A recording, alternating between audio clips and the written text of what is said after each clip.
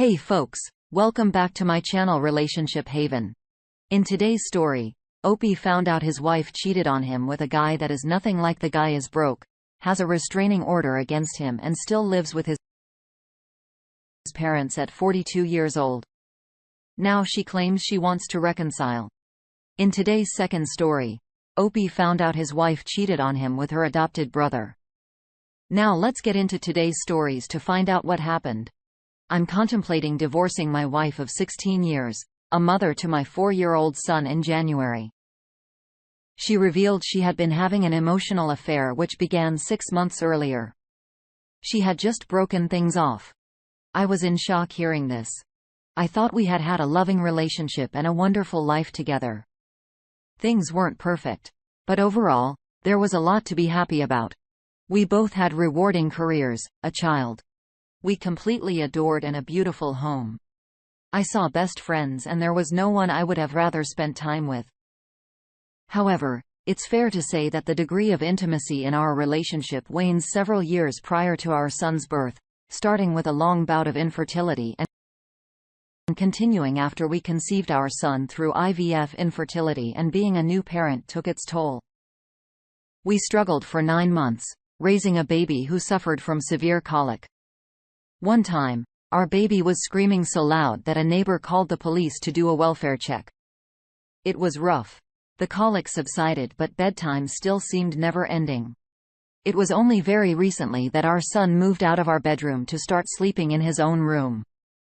I don't think the word exhaustion does justice to the feelings we've mutually experienced in my mind.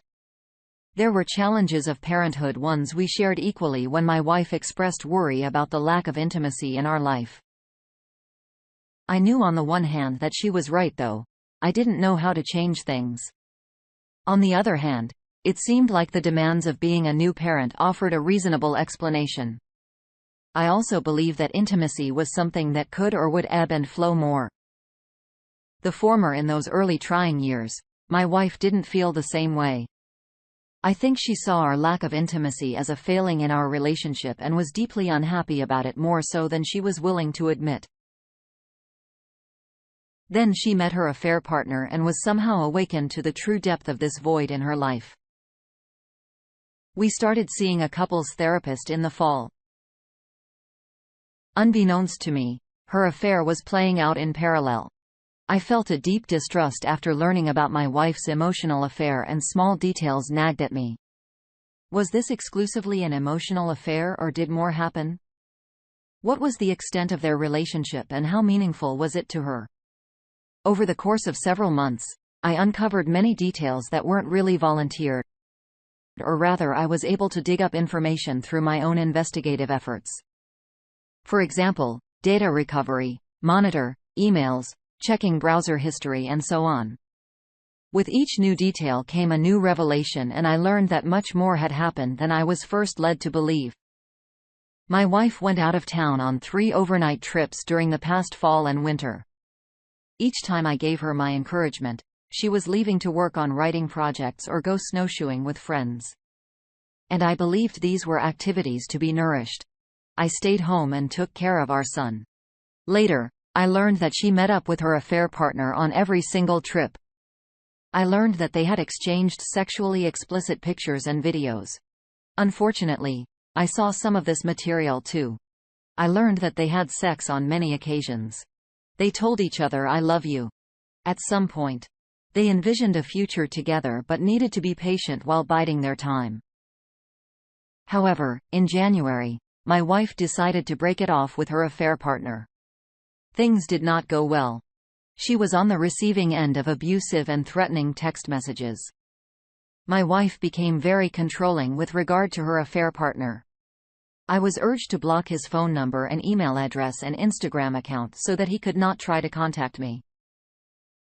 I was made to feel that he was a mentally unstable individual and unpredictable person that I and we should be afraid of. I started sleeping in my son's room, which is on the main floor. I wanted to be sure I would hear if he tried to break in. He would drive by in the middle of the night and throw bags of things on our lawn. The police were called. Unfortunately, that's not where things ended. We continued to go to therapy, which shifted its focus to the affair. However, my wife was unable and unwilling to completely sever contact with her affair partner. They continued to text. He bought her a Valentine's Day gift. She bought him a birthday present. They continued to see each other. They were still intimate with one another. One day, I slipped my phone into our car, turned the GPS on and watched her drive to his house and stay there for 2 hours. It's hard to grapple with all the things I've dealt with, and it's hard to reconcile how my wife could allow herself to be in such a toxic relationship. Her affair partner is the polar opposite of me. He's unstable, broke and lives with his parents. He's 42 years old. His ex-partner has a protection order against him and he has only limited and supervised access to his own children. I don't know what to say. I love or loved my wife. I love our family. This is not what I wanted. Here are my thoughts on the situation. You are aware of what has happened. You need to gather evidence and talk to a lawyer about your options. You do realize that as your wayward wife continues this facade, you're putting your own child's safety and well-being at risk. She's checked out of this marriage, which you're hanging on to and using lies, deception and gaslighting as a way to keep you as a doormat. Check your state laws as to reasons for divorce. If you live in a no-fault state, it may make things harder for you if you do seek legal advice. Have any visitation on the part of the wayward wife. Stipulate no visitors of the opposite sex while having visitation. Since you already know the affair partner is mentally unstable, let's see what the comments had to say about this situation. Ran said, I know that you deeply love your wife and I'm very sorry that you're in this situation, but you are no longer just together with her. You are responsible for your son now as well, for his mental and physical well-being. Where do you think your son will be when your wife wants to see her affair partner? Well, she has to look after your son because you're at work or somewhere else. She needs to learn that she destroyed the bond you once had, that all trust and respect is lost. Not that you have to fight for her. She walked out, she betrayed you. If she wants this marriage to survive, then she has to fight, not you.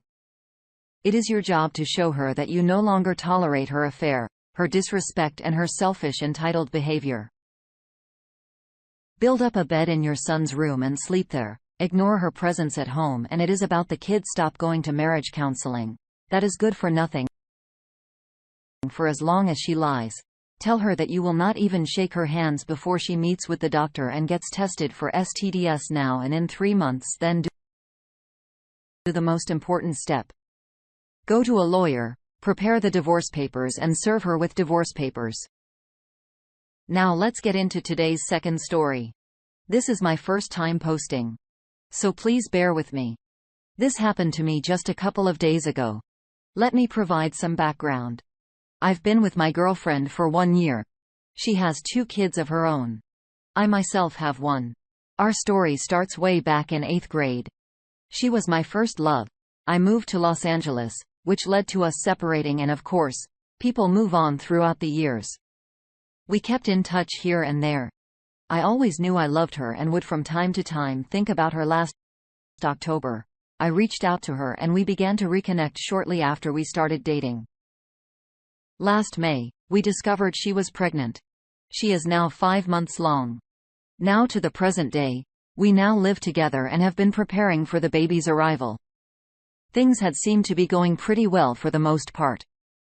But for the past couple of weeks, I had noticed her acting very strange, especially in regard to her iPad, which is connected to her phone. So all photos, texts and calls are registered to it as a result of having it synced. She's a hairstylist, so she would leave it at work in her locker or in her car. About a week ago, she asked me to watch the kids while she went out to work for a couple of hours while at home. I heard her iPad going off, so I went ahead and checked to see what it was. Messages she received were from her older adopted brother. He was adopted at a very early age by her father before she was even born. From my understanding, the messages began neutral, nothing out of the ordinary, until the really awful stuff started to show. The messages led into lots of sexting and nudes being sent from her to him. They also planned days to meet up when she wouldn't have the kids with her so that they could have sex. However, this is where it gets confusing throughout the text messages. She made excuses as to why she couldn't have sex but could only hang out even though she was clearly scheduling days to see him. Few hours later, she arrived home and I confronted her about the entire thing. Her response was that he took advantage of her a couple of years back while she was drunk. And from there, it started to become a common consensual occurrence. She eventually put a stop to it. But recently it had started back up and she had been trying to get him to stop pursuing her by sexting him, and it's short because she didn't want to lose her brother. She also stressed that they haven't had sex recently. She just saw him 2 weeks ago. It all sounded like bullshit to me. So I packed up and left. I'm shocked, and now I've had doubts that the baby is even mine because I can't believe anything. She says a part of me wants to understand and even go back to her for the baby's sake. I don't know what to do at this point. I'd appreciate any advice. Here are my thoughts on the situation. You need to get a paternity test ASAP and then also let her parents know what happens, so she doesn't go around spinning the narrative. You also need to contact a lawyer and get an STD test. I wish you the best of luck with your situation. Thanks for taking the time to listen to today's stories.